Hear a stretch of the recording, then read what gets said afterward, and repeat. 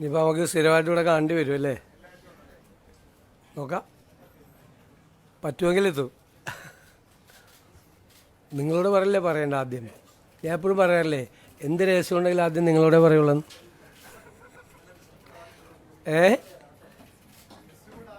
അല്ല, ഗവർണറെ കാണുന്നതിന് ഇപ്പോൾ പറയാൻ പാടില്ല, അതിനുള്ള അധികാരം നമുക്കില്ല.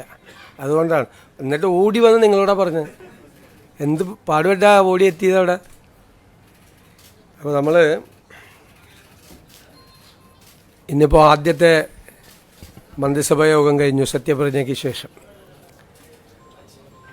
അപ്പോൾ തെരഞ്ഞെടുപ്പ് കാലത്ത് UDF 5 ഗ്യാരണ്ടികൾ ജനങ്ങൾക്ക് നൽകിയിട്ടുണ്ടായിരുന്നു. ആദ്യത്തെ മന്ത്രിസഭാ യോഗത്തിൽ തന്നെ അതിലെ 2 ഗ്യാരണ്ടികൾ നടപ്പാക്കാൻ തീരുമാനിച്ചു. ഒന്ന്, KSRTC ബസ്സുകളിലെ സ്ത്രീകൾക്കുള്ള സൗജന്യ യാത്ര അനുവദിക്കുന്ന സംബന്ധിച്ച് ജൂൺ 15-ാം തീയതി മുതൽ നടപ്പാക്കും. അതിൻ്റെ വിശദാംശങ്ങൾ പിന്നീട് പ്രഖ്യാപിക്കും. ജൂൺ 15 മുതൽ, അടുത്ത മാസം 15-ാം തീയതി മുതൽ KSRTC ബസ്സിലെ സ്ത്രീകളുടെ സൗജന്യ യാത്ര ആരംഭിക്കും.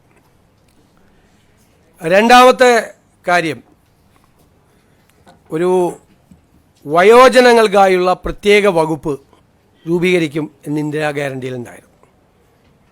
നിങ്ങൾ കേൾക്കുമ്പോൾ അത് തീരുമാനമെടുത്തിട്ടുണ്ട്. വയോജനങ്ങൾക്കായി പ്രത്യേക വകുപ്പ് രൂപീകരിക്കാൻ പോവുക. ഞാൻ വളരെ അഭിമാനത്തോടെ പറയുന്നു, എൻ്റെ അറിവിൽ നമ്മുടെ രാജ്യത്ത് ആദ്യമായിട്ടാണ് ഒരു സംസ്ഥാനത്ത് വയോജനങ്ങൾക്ക് വേണ്ടി പ്രത്യേകമായ വകുപ്പ് രൂപീകരിക്കുന്നത്. ഞങ്ങൾ ആ വകുപ്പ് രൂപീകരിച്ചതിന് ശേഷം ഇത് ഏറ്റവും ഭംഗിയായി നടപ്പാക്കിയ രാജ്യം ജപ്പാനാണ്. ഏറ്റവും ഭംഗിയായി വയോജനങ്ങളുടെ ഒരു ജീവിതം തന്നെ മാറ്റിമറിച്ച വിപ്ലവകരമായ ഒരു നടപടിയാണ് ജപ്പാനിലെ ഗവൺമെൻറ്റുകൾ സ്വീകരിച്ചത്. നമുക്കിപ്പോൾ എല്ലാം ചെയ്യാനുള്ള പരിമിതികൾ നമുക്കുണ്ട്, എങ്കിലും ആ മോഡൽ കൂടി പരിശോധിക്കും. അതിനുള്ള ഒരു നല്ല സ്റ്റഡി അടുത്ത 1-2 മാസത്തിനുള്ളിൽ പൂർത്തിയാക്കി കേരളത്തിലെ വയോജനങ്ങളെ, ഞാൻ കരുതുന്നത് ഒരു സമൂഹം പരിഷ്കൃതമാണോ അല്ലയോ എന്ന് പരിശോധിക്കാനുള്ള ഒരളവുകോൽ ആ സമൂഹത്തിലെ മുതിർന്ന ആളുകളോട് എങ്ങനെ പെരുമാറുന്നു എന്നതാണ്. ഇപ്പം നമുക്ക് കേരളം സിവിലൈസ്ഡ് സൊസൈറ്റിയാണ്, പരിഷ്കൃത സമൂഹമാണെന്ന് ലോകത്തോട് മുഴുവൻ വിളിച്ചു പറയണമെങ്കിൽ പ്രായമായവരുടെ അല്ലേ, അവരോട് ഏറ്റവും മാന്യമായി, അവരെ കരുതലോടുകൂടി, അവരെ ചേർത്ത് പിടിച്ചുകൊണ്ടുള്ള ഒരു സമീപനവും പദ്ധതികളും കേരളത്തിലുണ്ടാകണം ധാരാളമായി. ഒരു വകുപ്പ് രൂപീകരിച്ച് അവിടെ കുറേ സെക്രട്ടറിയും ഉദ്യോഗസ്ഥരും വയ്ക്കുന്ന അല്ല അതിൻ്റെ ഉദ്ദേശം.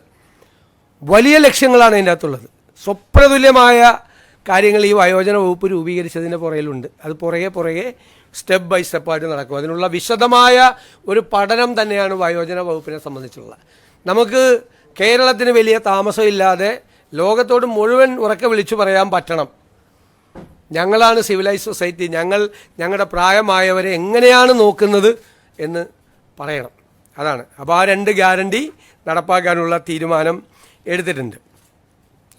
ഇനി നമ്മൾ ഈ വാക്കാണല്ലോ പ്രധാനം. വാക്ക് പറയുമ്പോൾ മറന്നുപോലെ ഭയങ്കര എളുപ്പമാണ്. പക്ഷേ വിശ്വാസ്യത എന്ന് പറയുന്നത് ഏറ്റവും പ്രധാനപ്പെട്ടൊരു കാര്യമുണ്ട്. ഞാൻ തന്നെ ആശാ വർക്കർമാരുടെ പന്തലിൽ പോയി സമരം അവസാനിപ്പിക്കുന്നതിന് മുമ്പും സമരം അവസാനിപ്പിച്ച ദിവസം ഒരു വാക്ക് പറഞ്ഞിട്ടുണ്ടായിരുന്നു, ആദ്യത്തെ ക്യാബിനറ്റിൽ നിങ്ങളുടെ സഹായങ്ങൾ പ്രഖ്യാപിച്ചു തുടങ്ങുന്നു. എല്ലാം അവരാവശ്യപ്പെട്ട മുഴുവൻ കാര്യങ്ങളും ചെയ്യണമെന്ന് നമുക്കുണ്ട്. പക്ഷെ നിങ്ങൾക്കറിയാമല്ലോ, നമ്മളൊരു സമ്പദ് വ്യവസ്ഥയെക്കുറിച്ചുള്ള ഒരു പഠനങ്ങളൊക്കെ നടക്കുന്നേ ഉള്ളൂ. എങ്കിലും ആദ്യഘട്ടത്തിലായി അവർക്ക് 3000 രൂപയുടെ വർധനവ് പ്രഖ്യാപിക്കുകയാണ് ആദ്യത്തെ ക്യാബിനറ്റ് യോഗം തീരുമാനിച്ചു.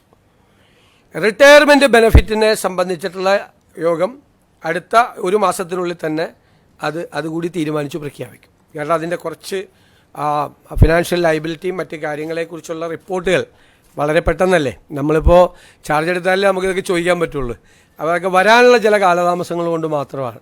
അപ്പോൾ അവരോട് പറഞ്ഞ വാക്കുകൾ തീർച്ചയായിട്ടും പാലിക്കും. ആദ്യഘട്ടത്തിലാണ് 3000 രൂപ വർദ്ധിപ്പിക്കുന്നത്. റിട്ടയർമെൻറ്റ് ബെനിഫിറ്റിൻ്റെ കാര്യം ഒരുപാട് തീരുമാനിപ്പിക്കും. കുറച്ചുകൂടി കഴിയുമ്പോൾ അടുത്തൊരു ഘട്ടവും കൂടി പ്രഖ്യാപിക്കും. ഇപ്പോൾ നമുക്ക് ഇപ്പോൾ ഉള്ളത് 9,000 രൂപയാണ് ഇപ്പോൾ ഉള്ളത്. അത് 12,000 രൂപയാവും ഇപ്പോൾ.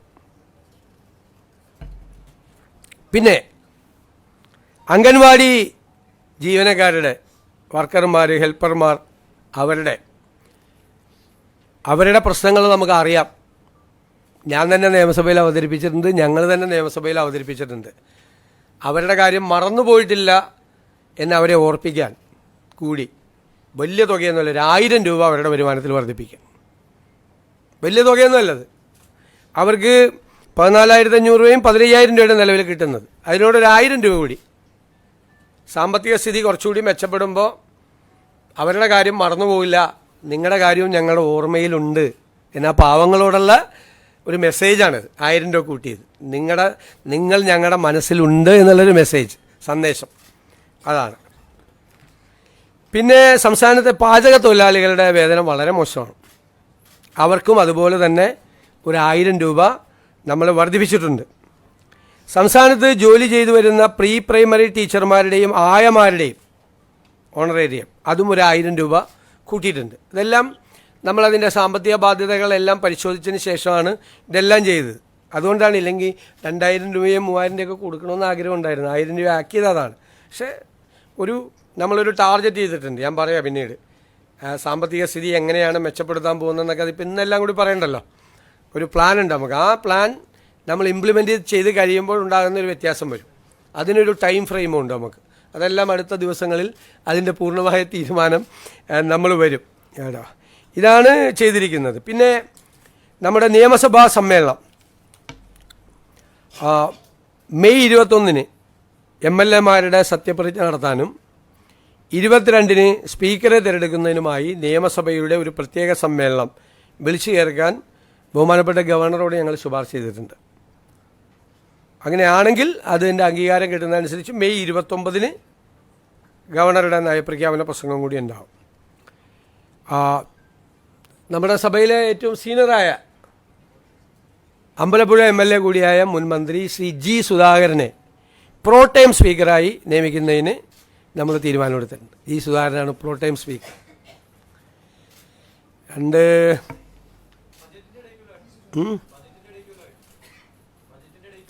പറയാം ഇത് ഗവർണറുടെ ഇത് കിട്ടിക്കഴിഞ്ഞിട്ട് നമുക്ക് പറയാം.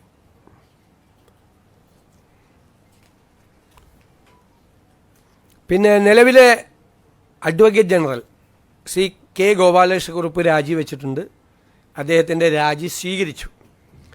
അഡ്വക്കേറ്റ് ജയ്ജു ബാബുവിനെ അഡ്വക്കേറ്റ് ജനറലായി, സീനിയർ അഡ്വക്കേറ്റാണ് ഹൈക്കോടതിയിലെ സീനിയർ അഡ്വക്കേറ്റ് ശ്രീ ജയ്ജു ബാബുവിനെ അഡ്വക്കേറ്റ് ജനറലായി നിയമിക്കാൻ തീരുമാനിച്ചു. അതുപോലെ director general of prosecution Shri TA ഷാജിയുടെ രാജി സ്വീകരിച്ചു. Shri T. Asaf Ali, advocate T. Asaf Ali, അദ്ദേഹം നേരത്തെയും ഡയറക്ടർ ജനറൽ ഓഫ് പ്രോസിക്യൂഷൻ ആയിരുന്നു പണ്ട് ഉമ്മൻചാണ്ടി സർക്കാരിൻ്റെ കാലത്ത്. അദ്ദേഹത്തെ ഡയറക്ടർ ജനറൽ ഓഫ് പ്രോസിക്യൂഷൻ ആകാൻ വേണ്ടിയിട്ട് തീരുമാനമെടുത്തിട്ടുണ്ട്. പിന്നീട് വളരെ പ്രധാനപ്പെട്ട തീരുമാനം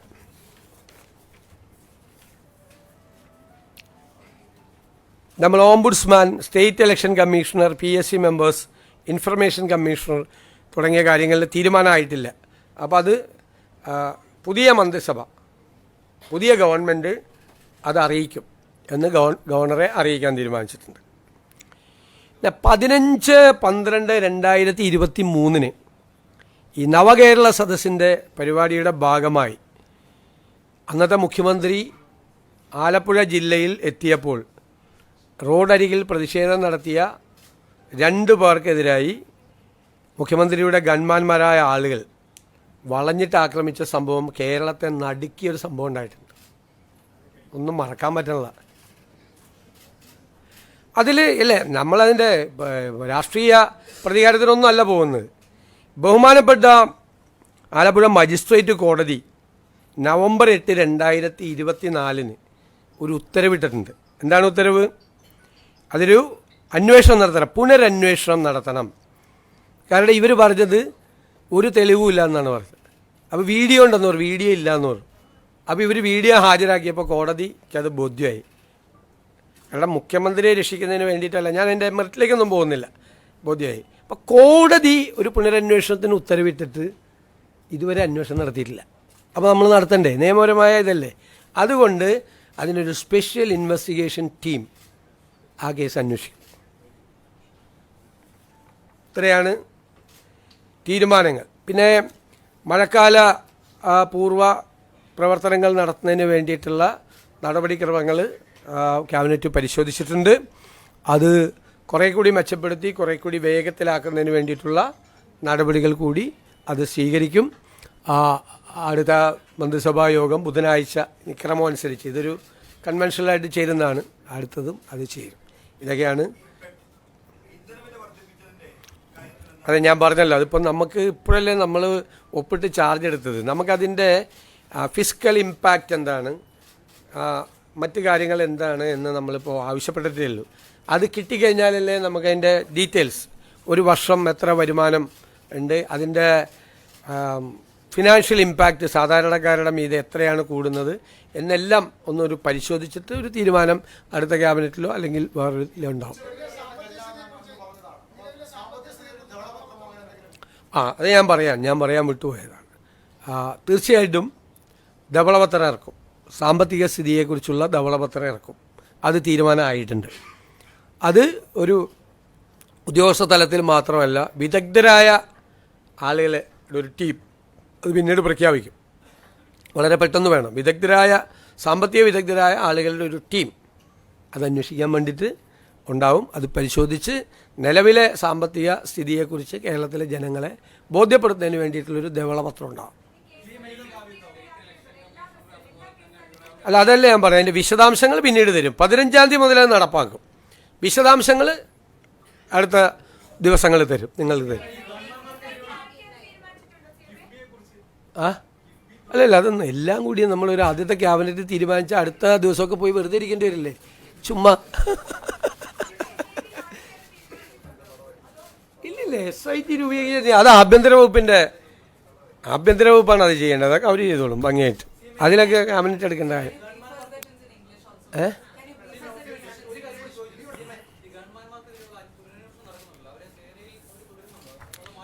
വരട്ടെ, അത് ആഭ്യന്തര വകുപ്പ് പരിശോധിക്കാറില്ല, വേറെ വകുപ്പിൽ കയറി ഇടപെടാൻ പാടില്ല.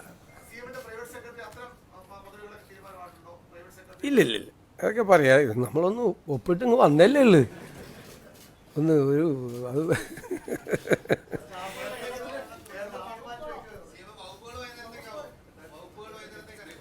സമയത്ത് കിട്ടിയ ഗസറ്റ് വരും സമയമാകുമ്പോൾ. വല്ലതും വൈകിയ റെക്കോർഡ് അല്ലേ, റെക്കോർഡ് സ്പീഡിലാണ് കാര്യങ്ങൾ പോണത്. ഞാൻ പറഞ്ഞല്ലോ, അത് ജൂൺ 15-ാം തീയതി മുതൽ നടപ്പാക്കും. അതിൻ്റെ ഡീറ്റെയിൽസ് വിൽ ബി ഇൻഫോംഡ് എന്ന് പറഞ്ഞല്ലോ. ഇല്ല, ഞാൻ പറഞ്ഞു ഇത്രയും തീരുമാനമൊന്നും എടുത്തിട്ടില്ല, അത്രേ പറ്റിയുള്ളൂ. വരട്ടെ, എന്ത് കാര്യമുണ്ടെങ്കിലും ഞാൻ വേറെ ആരെടുത്തും പറയുന്നതിന് മുമ്പ് നിങ്ങളോട് പറയുള്ളൂ. അതിൻ്റെ വാക്കാണ്, രഹസ്യം ഫസ്റ്റ് നിങ്ങളുടെ അടുത്ത് പറയുള്ളൂ. ഉറപ്പായിട്ട് പരിശോധിക്കും, ഉറപ്പായി അത് പരിശോധിക്കും. കാരണം ഞാനും അതിനെ വിമർശിച്ചിട്ടുള്ള ആളാണ്. പണ്ട് പറഞ്ഞ വാക്ക് വിഴുങ്ങാൻ പാടില്ല, വാക്കാണ്. ഞാൻ വിമർശിച്ചിട്ടുള്ള പരിശോധിക്കുകയാണത്. അപ്പോൾ നിങ്ങളുടെ ആളിൽ എല്ലാവരും ഉണ്ടോ?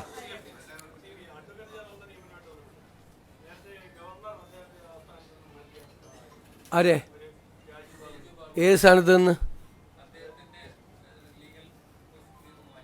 അതിനെന്തിനാ എല്ലാവരും ജീവിതകാലം മുഴുവൻ കേരളത്തിൽ വരുന്ന എല്ലാ ഗവർണർമാർക്കും ഒരാളെ അഡ്വൈസറായിട്ട് വയ്ക്കാൻ പറ്റുമോ? അതെന്താ കാര്യം?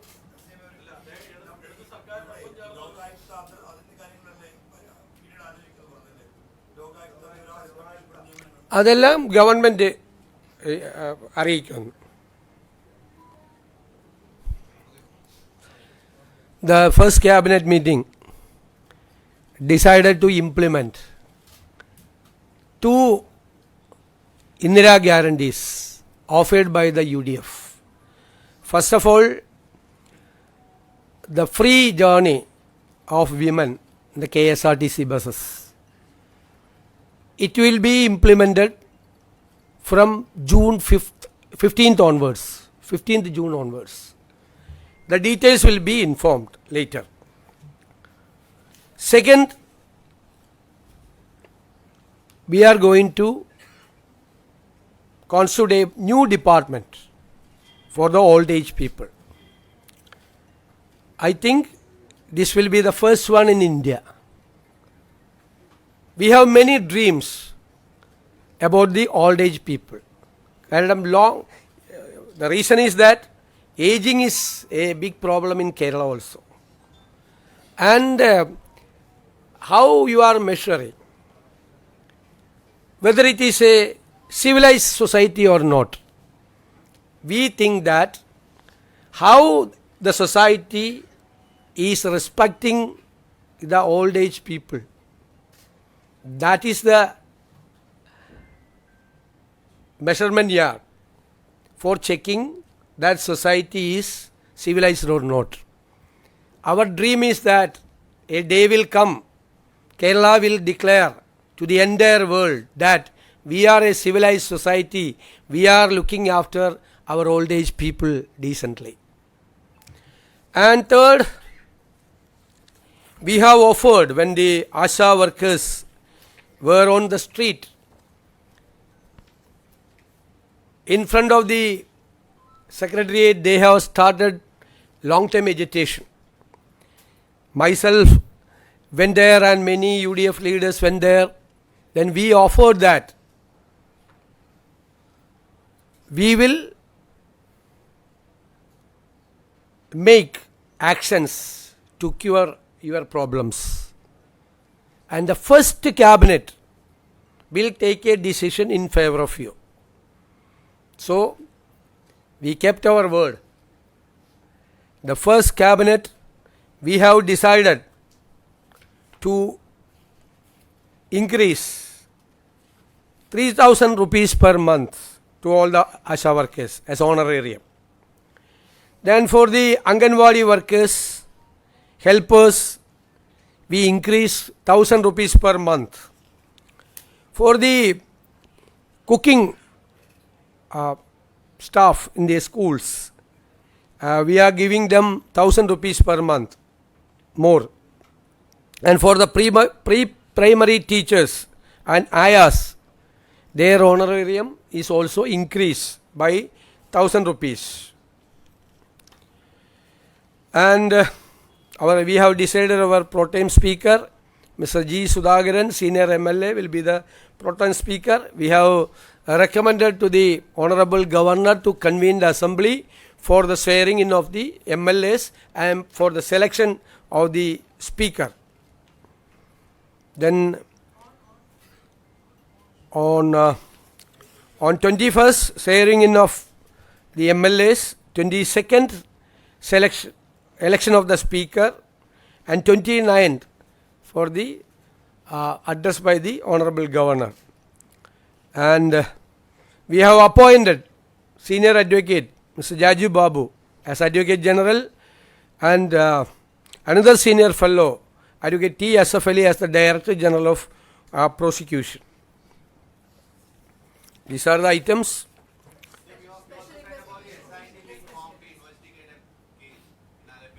Yeah. When the former Chief Minister was conducting a program, there was a protest in Alleppey and there was a case. 2 workers were brutally attacked by the gunmen of the Honorable former Chief Minister.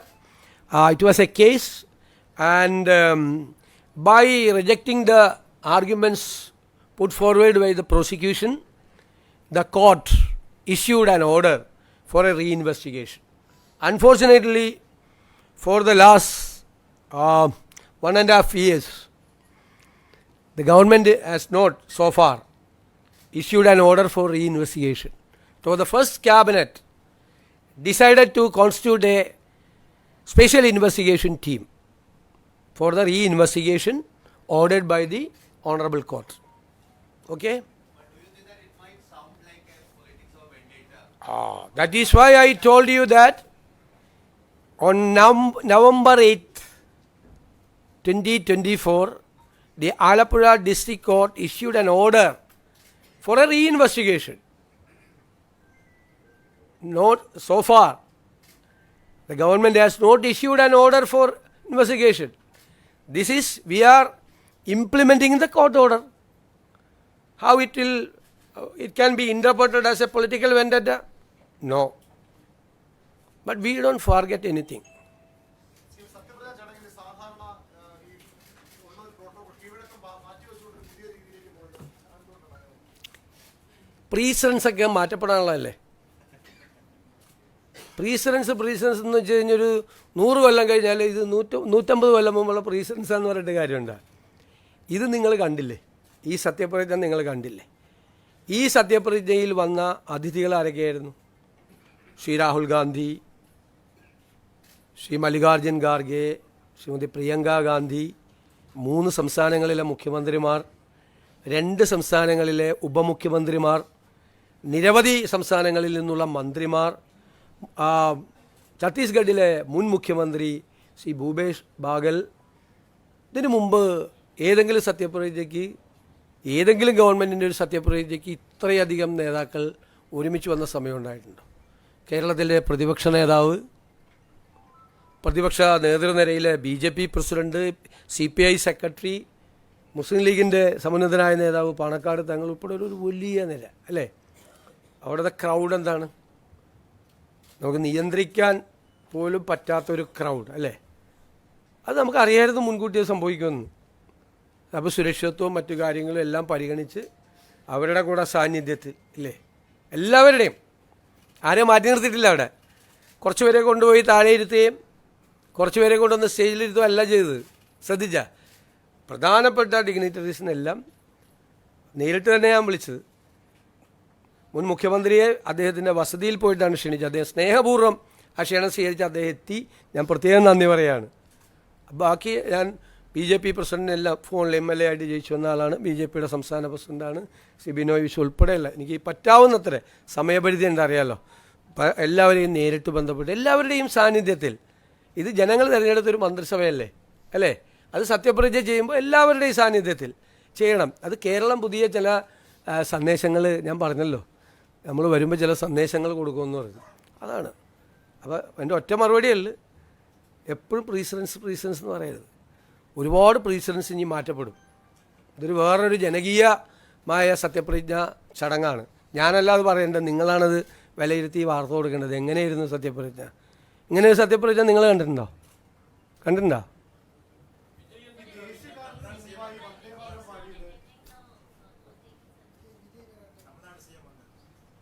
അല്ലല്ല, അദ്ദേഹം വരും. ഞാൻ പറഞ്ഞല്ലോ, ഇന്നലെ നിങ്ങളോട് പറഞ്ഞല്ലോ, അദ്ദേഹം വരും. ഇപ്പം ശരിയപ്പാ, ഇതെല്ലാം എന്തോരം പറഞ്ഞേ.